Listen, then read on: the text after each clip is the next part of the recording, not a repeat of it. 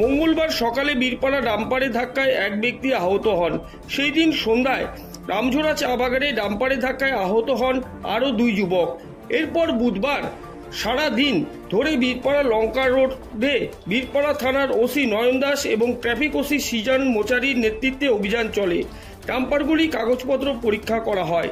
Sell tax office এলাকায় একটি ডাম্পারের মালিকের বিরুদ্ধে মামলা করা হয় ওভারলোডিং থাকার জন্য এবং ডক্টরকুটি এলাকায় এক ডাম্পার চালকের লাইসেন্স না থাকায় নির্দিষ্ট ধারায় মামলা রুজু করা হয়েছে। বেশ কয়েকটি মোটরবাইক চালককেও এদিন ট্রাফিক আইন ভাঙার জরিমানা করা হয়েছে বলে পুলিশ সূত্রে খবর। জানানো হয়েছে মঙ্গলবার দুপুর 3টা নাগাদ।